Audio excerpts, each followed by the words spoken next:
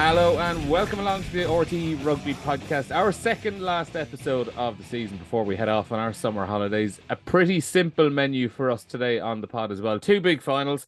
We'll look back at Leinster and La Rochelle's incredible Champions Cup final from last Saturday, and we'll look ahead to this Saturday's United Rugby Championship decider between the Stormers and Munster down in Cape Town. To do all of that, I have Bernard Jackman and Fiona Hayes here for company. Guys, how are you today? Good, Neil. Yeah, great, thank you. Birch, I'll start with you before we get into the nitty and gritty and the hows and whys of La Rochelle 27, Leinster 26. We just start off talking about how incredible a game that was. Like, that is, for me, top 5 games I've ever been to. Straight away, it's in there. Yeah, I agree. And we beat, we agree. And back to back, I thought the Munster-Leinster game was fascinating as a contest and dramatic and great atmosphere, even though, you know, the Viva was only half full. But this was test level. This was test level. Ireland-France this year was amazing. And obviously, I thought the weekend, the final was incredible. And actually, someone sent me a photograph. I was supposed to be kind of at the tunnel, but I was actually nearly on the pitch. So I'll send it to you after. I was nearly on the pitch for that last drive by Leinster. I think I jumped in front of a few ball boys, and I was crouched down because people behind me couldn't see. But you're just like, it was so finely poised. And obviously, then the drama with the red card. Irish still have to win those 2 lineouts that they had to win to be able to close out the game, because, you know, Leinster were dangerous, and all Leinster probably needed was a penalty and you know, in a more kickable position than the one that they turned down. But it was incredible. 17-0 down. We were just going, like, talking to Flannery and Heaslip and Fiona Coughlin, saying, like, is this the best? Like, Leinster are untouchable. You know what I mean? Like, the way they started that game, to go 17-0 up, the speed they were playing at, the accuracy.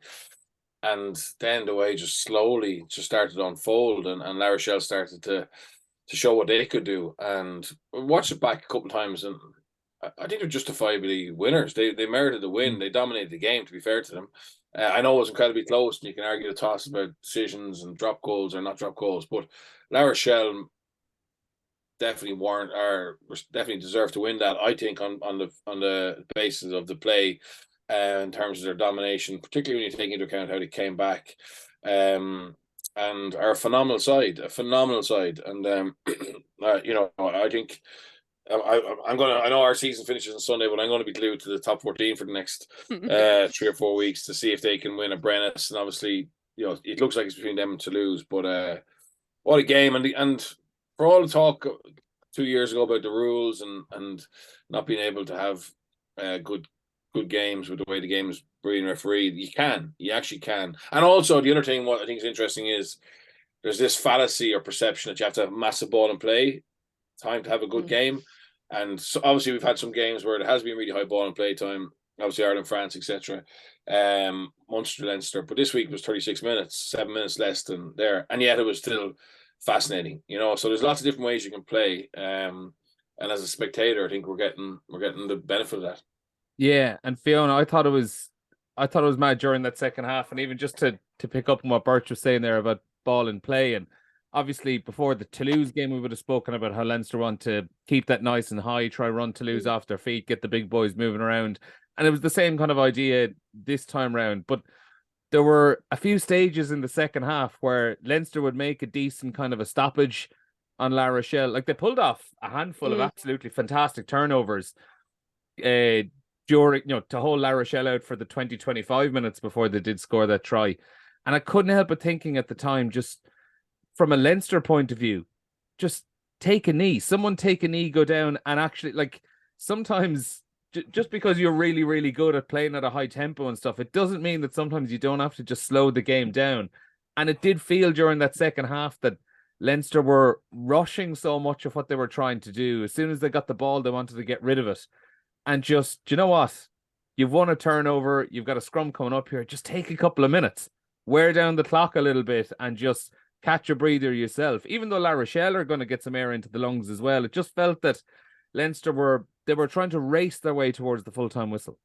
Yeah, I think you got it spot on there, Neil. That's what I couldn't understand about that second half. I know, obviously James Ryan was a huge loss, but there's still a lot of leaders out there in the pack, and it was almost, as you said, you were just hoping that someone would slow down the game a little bit, and they come up with some monster turnovers. I mean, they were absolutely unbelievable at defence at times, but to keep kicking the ball to La Rochelle, I suppose that's where I felt in the second half. I suppose we hadn't seen Leinster make so many errors like that throughout the season in their kicks and their exits.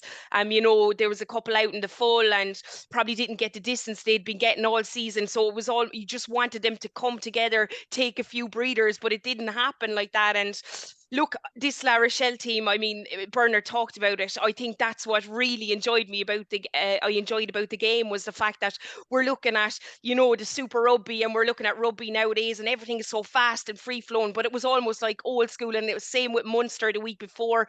The physical battles, that's what was beautiful to watch up front. The scrum, everything. La Rochelle just kept it in tight, and we're going after Leinster, and Leinster's internal defence was amazing at times as well. So it was just brilliant to see that unfold and be so entertained with that type of rugby game as well. And Birch, like on that kicking, like there were five kicks in particular. Gibson Park put one out in the full. James Lowe put one out in the full. Each of those two had another that they just sliced and didn't quite catch right and just didn't get good distance on. Ross Byrne had that kick that was blocked down and got knocked out. It was so un-Leinster-like. For a team that does kick quite a lot, their kicking is generally quite good and they put it in the right places, but it just shows it shows what pressure can do in a big moment. I think that is the frustrating thing, because generally their kicking game is as good as any in the league, or Champions Cup. But it was that pressure, and experienced players like James Lowe is now an experienced player. Gibson Park is an experienced player. Ross Byrne is obviously an experienced player, and his kicking game is a huge part of why he is the successor or the backup to Johnny. So not being able to kind of execute that, and I think, to be fair, probably a lot of it's down to the pressure. And I know I spoke to Mike Prendergast last week going into the game, and he said if you kick, what their message from Munster was, if you're going to kick against Leinster, kick early. Like don't try and run, because they get you just got to get it away. And likewise against La Rochelle, I thought Leinster, the other panicked and kicked like when it wasn't on to kick first phase, or they tried to run a little bit and got pressure then and sliced their kicks. So it's interesting how badly that I suppose went against them. How they have to question the mental capacity there, because even like they would definitely back themselves to be as fit as La Rochelle or fitter, and I know they finished strong, but there was a period there where they looked a little bit lifeless, particularly on turnover ball, where they didn't bounce back into shape quickly, so they could run or run kicks, so go to an edge and then kick on the edge. And obviously then they also didn't kick contestables really in the second half. It was all about getting territory. The only contestable they kicked was the one that Hugo Keenan Jimmy O'Brien got penalised for, and that's probably harshish. But the rest of them were all long and on, and La Rochelle brought it back to them. So very frustrating for them. But finals are there to be won, and unfortunately, and knockout rugby's there to be won. So the semi-final the previous week, they didn't win it, and now their season is over. And you have to give credit to the teams who managed to find a way to win.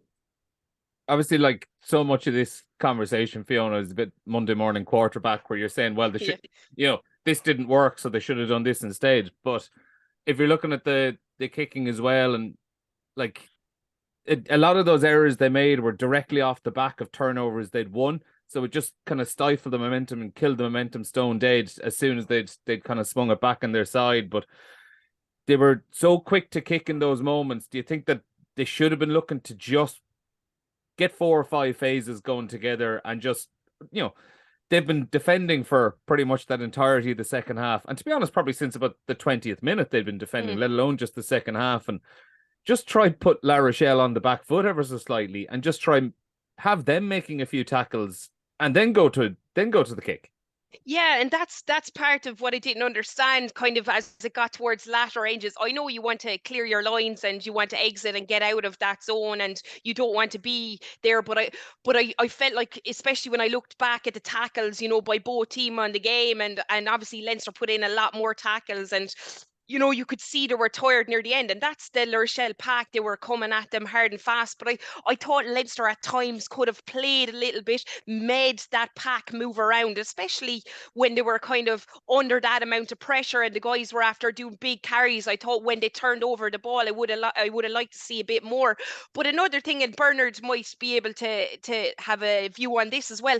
I thought they almost in the line out, when they'd exit and they'd get, if they got their penalty, or they went, they almost, La Rochelle, I mean, when La Rochelle went up, they let La Rochelle have the front of the line out a lot of the times. And I know they were trying to counteract them all, and they felt if they gave them the front, they could have gone after them. But I was kind of disappointed, and maybe James Ryan off the pitch might have something to do with that in where they're. But I really felt like they let them have the ball at line out time, and that wasn't something Leinster had done before, or I had seen them do before. And I don't know if Bernard feels the same about that, but definitely at the front, I thought they let them have it.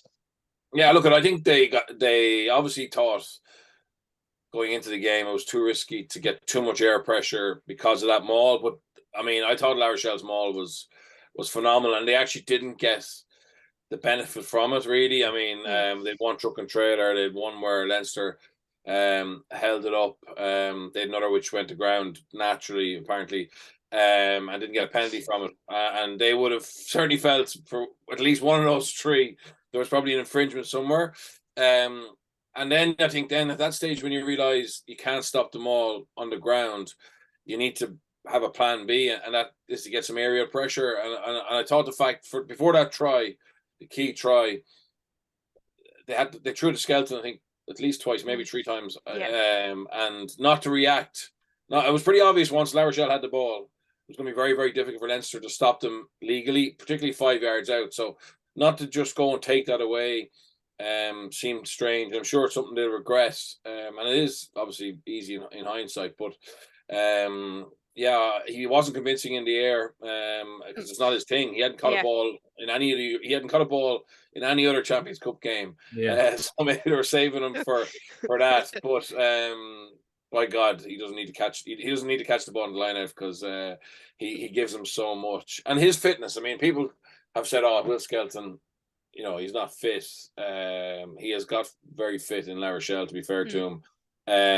And if there's one player you'd say that, I think Eddie Jones allowed 3 non-Australian-based players.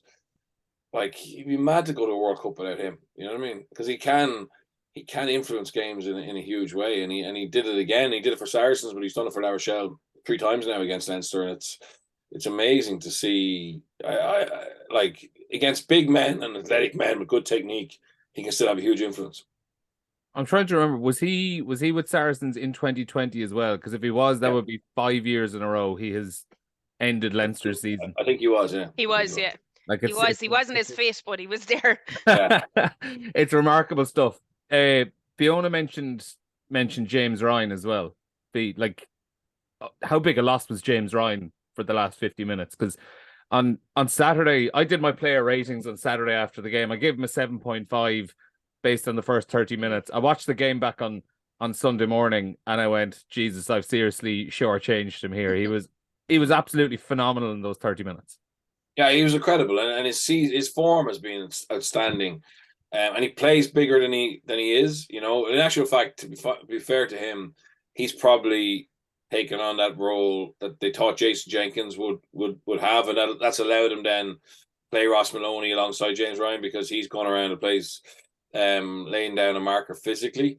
And they did lose him. They lost him definitely as a leader, but like, I still think we have to give La Rochelle massive credit. But I think James Ryan was a big loss, and obviously Sexton, and this is the fear for Leinster and Ireland, is his influence is more than the touches he has on the ball. He gives players around him belief.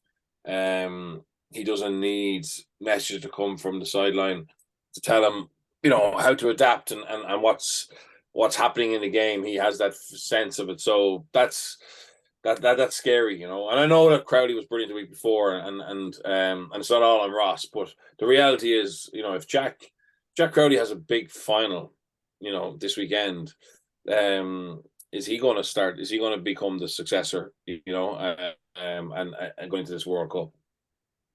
Final episode of Succession is airing this weekend as well. Just Yes. to tie all of that in nicely. To move it on to Leinster's attack then, and the last few minutes of the game, Fiona, when Leinster, it wasn't like last year where La Rochelle hit them with the final play of the game. They had the opportunity to get back down there. They did get back down there. They won a penalty, put it down into the 22. Josh van der Fleer stepping in instead of Ronan Kelleher pings a perfect line out. Yeah. If one thing had gone on and Leinster had gone on and lift that trophy, we'd all be looking back at that pressure line out throw from Josh van der Fleer with a few minutes to go. But they get into position close to the line. There was that kind of screenshot doing the rounds where they had that massive open side or massive blind side where it's just Ryan Baird up against Astoy. Baird has to come in and help sort out the ruck, and in the end they move back in field. Like, the opportunities were there. You also have Ross Burns getting a bit of criticism for not taking control, making sure they're in the center of the pitch, trying to step back for a drop goal. What's your overall kind of thoughts on how they approached those last few minutes? Look, I'll be honest with you. I read stuff about Ross Byrne. I mean, every part of me watching that game felt like this Leinster team were going to score unless something went drastically wrong, which did happen. We know how clinical they are in there. So the drop goal thing, I think he backed his team. They'd won the line. They got on to on the line. They are so clinical. Leinster all season long are so clinical in that area. So I don't think Burns should take any criticism from that. Obviously, we saw, I think it's because the week before as well, with Crowley coming in and doing that drop goal, it's fresh in everyone's mind that can win games in the last second. But I feel like Leinster have been so clinical in that area, and unfortunately it was just discipline that let them down. And it's a straight red card. I watched it over and over again, and it is, and look, that's not something we've seen out of Leinster all season long. Their clean outs have been exceptional. But I will say one thing, you have to give credit to La Rochelle.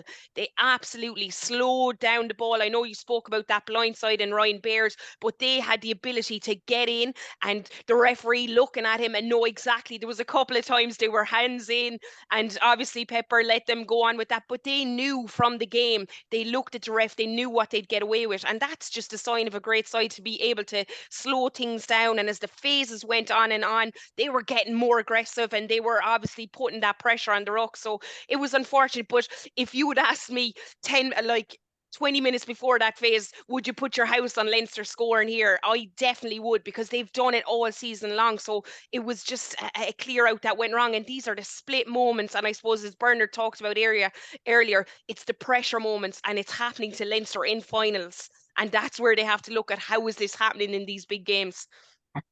With the bit, like, I know we have the benefit of hindsight, Birch, but if you can try put yourself back into the moment in those last few minutes. I know you've kind of told us about how the SH1T was hitting the fan all around you at that stage late in the game down at pitch side. But like, when you were watching that, can you think, like, were you thinking Ross Byrne needs to start dropping back into the pocket? Were you thinking they were right to be doing what they were doing? They were quite far out from the posts. Some teams might like to be kind of keeping that attack central enough. What's your view on it in the time, and what's your view been on it since? So basically, in the time, I thought he should have went for the penalty for a shot at goal, because I don't know. Yeah, I did. No, even if I back him. Look, obviously he didn't feel it, but and he hit the post twice with conversions. But my initial instinct was, when Dante gave that high tackle, I was like, right, that's the shot, and Ross Byrne will love this, because that's what he does. But obviously he didn't go for it. But then the problem is that Leinster, and not just Leinster, most teams who have a high tempo attack, when they get 5 yards out like that, they will milk a penalty or they score a try, right? And it's so rare. And Roger even said it after. He said, like, as a coach, you're kind of going, well, they're going to score something. They're going to score something. It was the same as last year with La Rochelle, Campton Leinster. Yes. No, I know, and La Rochelle got the try, but no, what I'm saying, it's that's the example you're giving, even, like, and Leinster. The problem is that I don't think Leinster. this sounds terrible, but I'm sure they do. But I don't know if they have to go into their drop goal drill often. So just go back to the week before. Munster had 5 or 6 goal line attacks that they didn't score from against Leinster, right? So what in Crowley's mind is, well, we've got the ball back, we've got outside of 22. The odds of me scoring a drop goal are higher than maybe of us getting into the 22 and scoring, or getting that penalty, because Leinster had defended incredibly well. Whereas Leinster, in the first 15 minutes, had converted 22 territory into tries, or penalty advantage. And also the problem with Gibson Park, because he's such a quick decision maker, you kind of don't want him to go into slow mode. So they actually were going towards the posts. There's 2 things. Gary has an overlap, right? Gary has an overlap when he gets turned over. And obviously La Rochelle missed touch, so unless you get another shot at it. But if Gary passes that, it's a walk-in, right? And if you go back to Newcastle, against Saracens, Gary had a pass up that he should have given off from left to right, that he went back inside, and the opportunity was lost, right? So, and in fairness to La Rochelle, they threw those passes like the Satini break, the chip over the top, which gave them field position the first half. They took risks, to be fair to them, throughout the game. And I thought Leinster, after that initial onslaught, didn't take risks. They became more conservative. But sorry, Leinster were going towards the post, which would have made it easier for Ross to drop in the pocket. And next thing, Gibson threw that pass back blind, and they were back on the touchline again. You know what I mean? So it's just, look, in hindsight, and New Zealand, remember New Zealand lost in Cardiff back a long time ago, and after that, they made the drop goal and how to engineer a drop goal a part of their weekly regime in case they needed it again. And it's definitely something that Leinster didn't look like they had a call for, or maybe they obviously have a call for it, but it's not something that was drilled into them. And they probably said, right, the percentage odds are we either score a try or we get a penalty, rather than a drop goal, which is obviously higher risk. So yeah, but I think in hindsight now, like, they're probably going to have to say, well, look, if we go up against a team that we can't overrun, we need to have that in our locker. 2 more questions to finish up before we move on to the URC final. First of all, it's more of a wider Ireland question, Fiona, than Leinster specifically, but obviously if you're talking about one, you are kind of talking about the other, given the overlap of players. It's just the reality of it. But would Saturday's defeat put a little bit of doubt in your mind heading towards the World Cup about if Ireland found themselves in a similar situation? No, I actually think it's quite the opposite. I know it would have been good for Ireland if Leinster did win, but you've guys heading into a World Cup now with, a bit of a grudge, a bit of a chip on their shoulders. They've won every game, most games all season, and they've been so good with Ireland, and we've had a great season with Ireland. I think it's good for them to realise, and they'll view that game. Obviously, you've O'Gara and different coaching staff, but they know we're playing France as well, we're playing South Africa, possibility of playing France, physical teams. So they'll have to learn how to deal with them. And as you said, Pack in particular, it's a lot Leinster based. So, these guys will be going into these big games and they'll have to review, whether they'll say it or not. I would imagine at Ireland, they'll look at how they played or what they done in similar areas and come up with a plan, because at the end of the day, it's a different environment, but it's good to have that going into a World Cup, to feel the pain. They are hurting right now. Leinster are hurting, and they have the ability to go into this World Cup. And they're obviously not Johnny. Bernard spoke about it. Johnny makes such a huge difference, and if we can keep him fit and healthy, he controls things a lot different. His presence on the pitch is huge for Ireland as well. So I wouldn't be too worried. I think it's hurting, and it's inside these players, and they'll have to look, and as Bernard said, they'll have to look how to win these games in those tiny margins against the big physical teams, because over the last couple of years, that's something Leinster haven't been able to do. Final thoughts then, Birch. What next for Ronan O'Gara?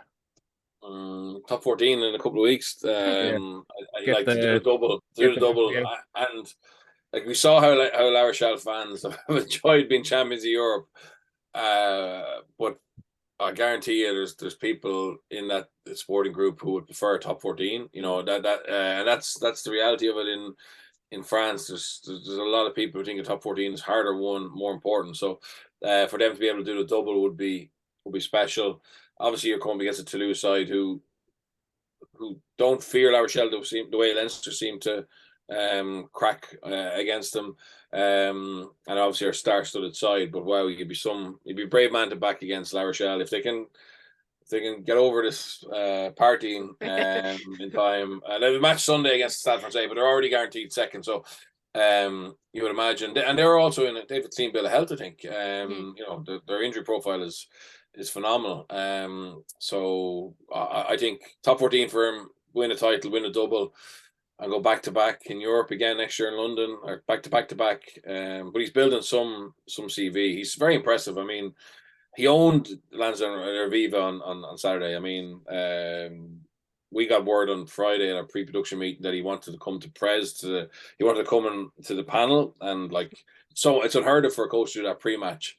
But he was just so relaxed and enjoying it, and obviously we saw him in the coach's box during the game, getting excited and intense. But that was the nature of the game. But it's an amazing story. I mean, obviously what he did as a player, but now what he's done as a coach, top 14 in Racing, 2 Super Rugby titles, 2 European titles, and a couple of finals in La Rochelle. And like, if you look at the profile of these players, people say, oh, they've got skeleton, etc. But like, a lot of those French players have come from, you know, smaller clubs, to be fair, in France, and he highlighted someone like Roman Sazi. Yeah, incredible. You know, and incredible. Like, I saw something with the greatest of respect, a journeyman, like. Totally, and he was brilliant. He was absolutely brilliant, and he's getting better with age. So it's down to the coaching. It's the culture, obviously, and then the belief that they have in his methods, in him.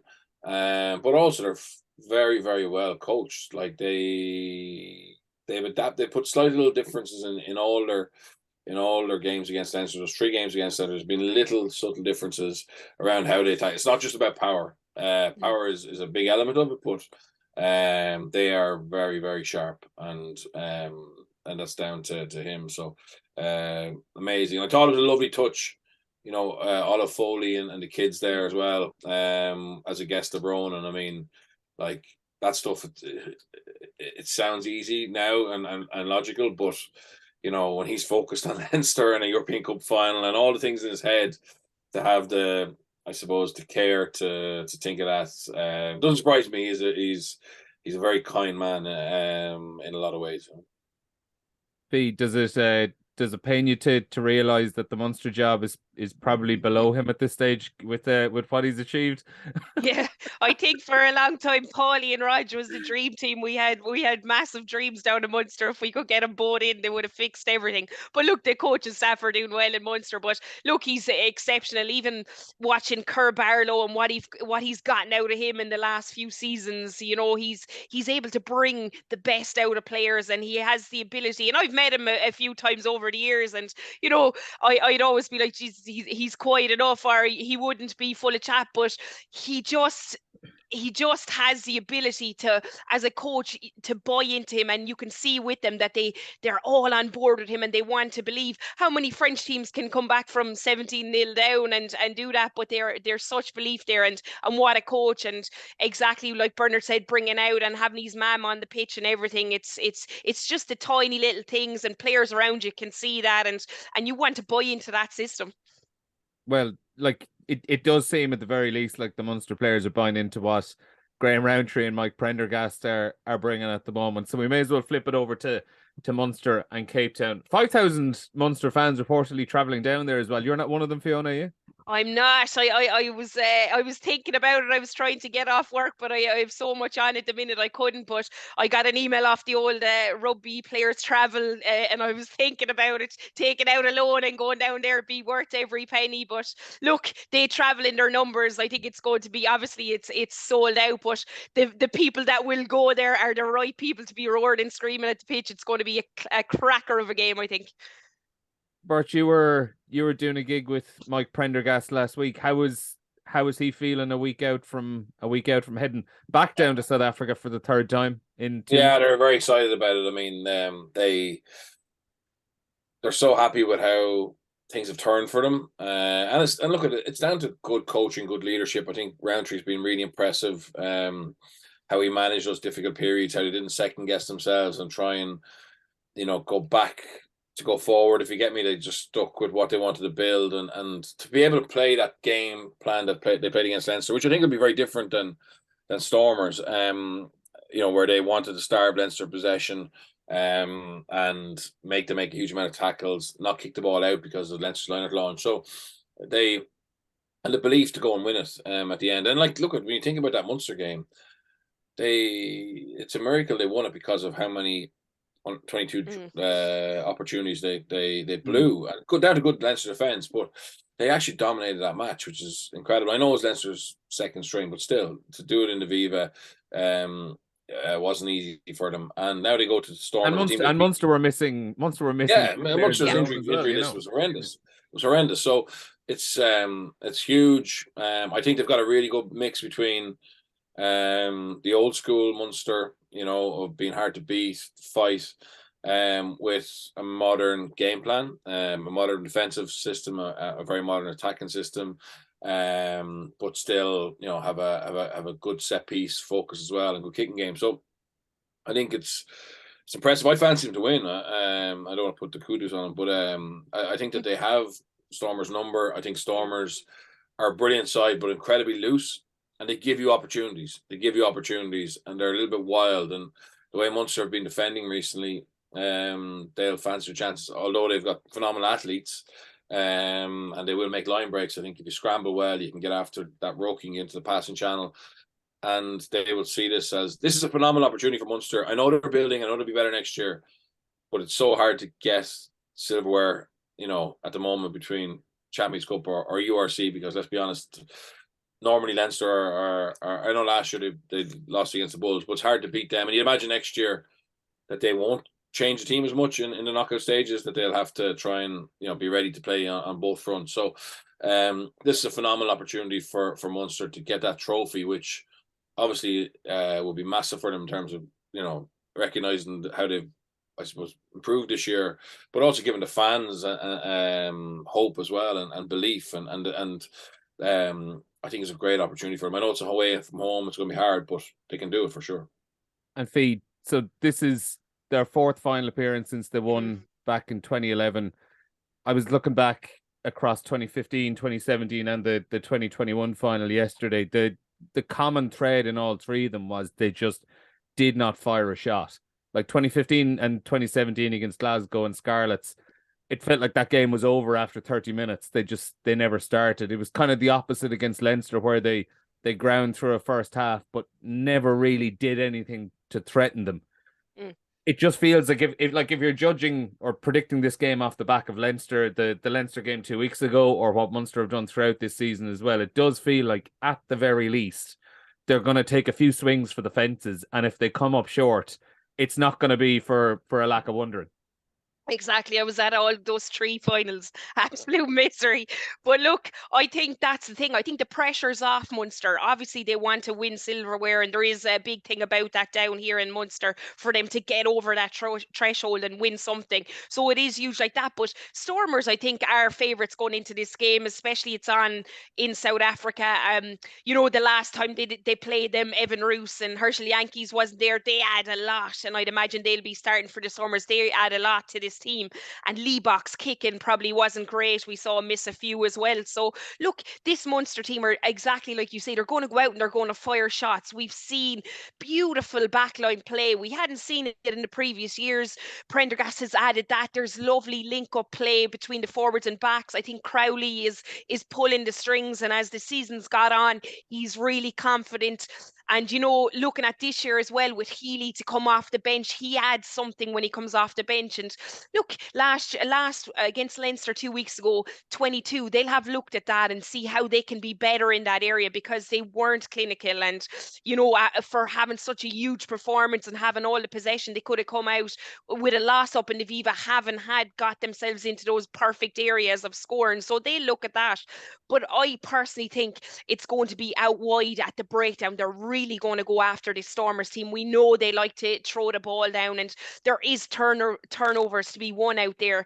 But the only thing, and they'll have to really look at it, and they've been excellent in the last few games. I think discipline as well is going to be huge. I think it's the Italian referee. I think it's the first Italian referee to ref a URC final or any final, so it's great for him. But they're going to have to work off what he's allowing and what he wants at the breakdown. And if they can get control of that, I think they'll get great change at the breakdown and keep Roos out of the game as well. That's going to be huge for Munster. Yeah, I think it was just 5 penalties conceded in the semi-final against Leinster. It was put to Roundtree after the match about how good their discipline was, and I think he actually admitted it could well be a record for one of his teams. Just 5 penalties in the game. The run they've been on, Birch, and you mentioned obviously like going down to South Africa again, but 6 away games in a row now. Obviously the first one was that disaster in Durban, but unbeaten in the last 4 of them. And there's been this great nobody believes in us, backs to the wall energy about them over the last few weeks. And you get the feeling that's actually driving them on more and more, that they're actually probably getting more momentum and more belief from being the underdog, from being away from home. Like, in a way, it feels like it's actually better that they're out of the bubble of the fishbowl of, you know, big pressure playing at home in front of 25 to 26,000 people at Thomond Park. Yeah, no, they've handled that travel element really well. Haven't looked for excuses. Saw it as a real opportunity to create a bit of history and momentum, you know. And obviously in Glasgow as well. Glasgow hadn't been beaten, so they just have started to knock people off their perch and getting very comfortable in that. So they are going to go down there with no real fear of what's ahead of them. Huge crowd, sellout crowd, 5,000 Munster fans. They'll appreciate, you know, the effort and the expense that those people are sacrificing to go and support them. And I think, you know, they'll get the players back from injury. It's a squad. It's a strong squad they've sent down there, and it'll be phenomenal. I think you know, if we had said 4 or 5 months ago that Munster would be the Irish team bringing home silverware, you know, you would have been sent away. But it's I think it's a strong chance of it now, and it'd be great. It'd be great for them. You know, we want to have strong provinces. Connacht have had a good year, very good year. Ulster obviously very disappointed the way it finished, but had a very high ranking in the URC, and for Munster to be winning silverware would be perfect. And I would go back to your early thing about Ireland. I think Ireland are different. Ireland won't be affected by Leinster losing. I think the coaching staff are different, and you add in the Ty Burns, the Peter Mannies, plus the bench. I think when Leinster look back at it, the bench didn't give them any impact, or didn't give them enough time to make an impact as well in a couple of cases. So yeah, I think Ireland will be okay in France, but Munster winning will be a great boost. If Munster to really rile up the underdogs tag fee, I know there isn't too much, you know, pinning stuff on dressing room walls anymore, but if you could somehow pin a video up on a dressing room wall, Joseph Dweba screaming, "We're gonna F them up," and those celebrations after. I know, like, it's been explained obviously by the coaches and stuff while we were explaining, because it's a home final. We don't have to travel out of South Africa again for a game. But if you were a Munster player, surely it's hard not to look at those videos and just go, you'd be licking your chops, to use an Eddie O'Sullivan expression. Oh, absolutely. You'd love that. And I'm sure they'll come up with something to get that in the mix in their heads before it. I'm sure we saw all the stuff La Rochelle came out with afterwards. I'm sure Aldred went into the dressing room as well before the game and said whatever he needed to say to rile his lads up. You know, it's all part and parcel of it. I love it. And to hear Dweeb even saying it, I was even mad myself. But look, that's what it is. I wanted to go out and play him myself. But look, I think, you know, at this level, they take all that that and it's inside, but they'll have a game plan and they'll be looking at that. But there's nothing like a little incentive to push you on the way and to see those videos and hear what they're saying. No better man than Peter O'Mahony to spark up the emotion, I'd imagine, in the dressing room before they hit the pitch. Well, yeah, and speaking of Peter O'Mahony and Dweba, Birch, even moving aside from the "we left them up" video and stuff like that, Dweba as a line-out thrower, not the most reliable in the world. That surely is an area where Munster and Peter O'Mahony are going to be going after. Oh yeah, they'll definitely see opportunities there, and if they can start to unsettle Stormers at line of time, I think the Stormer scrum, Munster did a great job last time of actually negating that obvious power and size. But I think I expect the Stormer scrum to be good or maybe slightly on top. But line of time is an area they can really, cause trouble, and O'Mahony will be looking at, previous games and seeing where teams have profited from, and he obviously has the athleticism and the system around him and the trust and the people have trust in him to be able to really go after that. And I think that could be a critical area of possession for Munster. On the team selection then, Birch, both teams, to be honest, you're probably talking a few additions in comparison to what they had a few weeks ago when they met down in Cape Town. Would you be assuming it's back to with Snyman fit, we're going back to Tig Byrne in the back row, Snyman and Klein in the centre, or in the second row, sorry? Yeah, I think so. I think you got to get Snyman in there. And I think Fekitoa probably come back in and play with Frisch. Crowley or Healy at 10? I go Crowley and Healy off the bench. Yeah, I go Crowley and Healy off the bench for me. I think Fekitoa has shown you want to be you got to rattle them. They do play a lot, and I think Fekitoa recently has been making some really good reads. Brings a physicality, brings an unpredictability there that I think they need. And also then you have Healy coming off the bench. I know he started in Dublin, but I think that works well. Would you go along with that, Fee? Yeah, I think that the only thing is Hadnett has been so immense. You'd like, he's just been, even the last game against Leinster, he's everywhere. But I suppose if they can get him early onto the pitch, he'll cause damage in there. He's been huge for Munster and probably be unlucky to lose out after that game against Leinster. But I think Bernard's right. You especially line out time, you talked about, if you can get Snyman in there and Peter O'Mahony, you're putting serious pressure. I mean, if they get Snyman even up at the front, if you're hitting the back, Dweba's got to get over him, and he's a huge man to try and get over and get that straight, and Dweba doesn't like those pressure throws. Scrum half, Craig Casey or Conor Murray? Oh, Murray. I'd say Murray myself. I'd say they'll go back to Murray.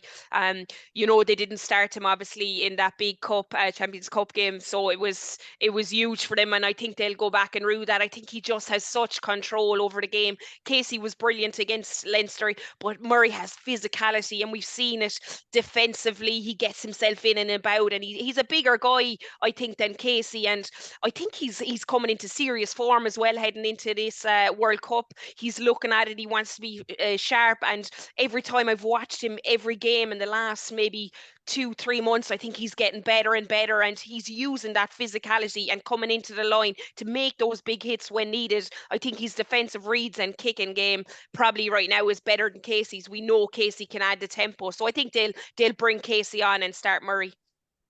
Birch, you said it earlier on as well about the kind of, regardless of what happens this weekend, the signs are good for Munster going into next season. Like, Roundtree's done a lot of good things, stuck to his plan and stuff. One of the other things he's done quite well is, like, he's made a few bold selection calls. Phoebe kind of alluded to it there, obviously dropping Conor Murray earlier on in the season, and Murray has worked his way back in and got back ahead of him. But one of the other notable things over the last couple of months is, like, this is the second South African trip in a row, big South African trip, where Simon Zebo isn't in the travelling 31-man squad, and it hasn't been a big deal. It's kind of gone unremarked upon. It's been really interesting to see how he has shone the light on the likes of Calvin Nash and Shane Daly, because they were the form players. And, like, it's a big call leaving out someone like Simon Zebo for these games. Yeah, it's a big call, and as you said, there's been very little about it, because I think the fans can see Zebo's a fan's favorite in Munster, but they can see what Daly and Nash are doing, and obviously they're back in Roundtree to make those big calls. Obviously, Dan Goggins left, mid-season as well, or a couple of months ago. So, he's been very clear about what he wants to build, and who he wants part of that. It seems from the outside, and it'll be interesting. Zebo's under contract next year. Yeah. So it'll be interesting if he gets back. Like, to be fair to him, when he's played this year, he's been dangerous, and he scored tries. So he still has that ability. And yeah, you would have thought, even with Earlsy and Andrew Conway out, he wasn't getting picked in match 23s. But that's going to be an interesting one, because Zebo obviously is incredibly talented, and it'll be interesting if he bounces back and is a weapon for them next season. Final big question then, Fee, and Birch just mentioned his name, Keith Earls. We think it's going to be his last game for Munster this weekend. How special would it be for a player like that to be able to cap off his Munster career by getting his hands on a trophy one more time? Stop. Limerick legend. You'll have me cry now if he's gone this weekend. I planned this all along. I'm going to clip it up, fire it out across all the socials, Oh, what a legend. Look, it'll be just huge for him. And you could see even up in the Aviva, I suppose it was his last home game, essentially, because it was in Ireland as well. And he had these girls on the pitch. And look, he spurs these guys on. He's a guy that's been kind of riddled with injury this season. And it's been sad to see. And you're kind of wondering, probably won't make the World Cup squad. I'm not too sure, just because of the form of the other wingers and guys out there. But he's someone that everyone loves to be around, an absolute legend, and just has been there for so long. To send him off with a trophy would be absolutely immense for Munster, and they'll have that in the back of their head as well. They want to do everything they can do for Keith Earls. They'll put their bodies on the line for these big games, and he's going to be there, in whether he starts or whether he's on the bench. He'll have a huge emphasis and be talking to the likes of Calvin Nash and Daly. I'm sure they'll tell you he's done wonders for their career, because he's just so good and knows how to treat people and speak to people. What a legend. Birch, he's one of those players where they're in the last few years, I think in particular, there's this kind of aura developed around him. I even just go back to a couple of weeks ago when we all thought he was going to be out for that Leinster game. We thought his season was over, and I was sitting in the Aviva Stadium media room. We were waiting for Leinster's press conference just when the teams were coming out, and the Munster team pops up, and we saw Keith Earls on it. And there was a collective kind of everyone kind of sitting back in their chair, just noticing it. Like it felt like a big thing at the time, and it just would be fantastic for a player of his stature to be able to finish off on a high. Absolutely, and what a game he had. He was, if you look back at that game, he made big plays at big moments, and I think gave them a real assuredness in the backline D, with his ability to make good reads and big hits. So phenomenal. It'd be so fitting. Like, that was being the biggest frustration for me, that his generation of Peter and as well, and Archer, etc. That and Connor, they have no silverware that they can claim that they played the big part in. You know what I mean? They may have had a trophy that or medal that came at the back of Rog and Paul's and career, but this is their generation. This is their story, and that's why I think it would be incredible for them to finish with a URC title. For Earls in particular, obviously Peter's staying on, but he deserves it more than anybody. And I know the influence he has now in Ireland and Munster is phenomenal, and it just shows you there's so many different types of leaders, and Earlsy is unique in the way he is, but he's so appreciated by anyone who's played with him.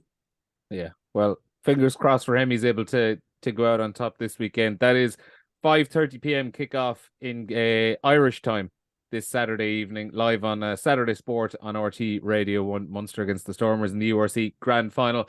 Birch and Fiona, thanks a million for joining us on the pod as usual. We will be back for one more RTÉ Rugby podcast of the season, this time next week. We'll speak to you again.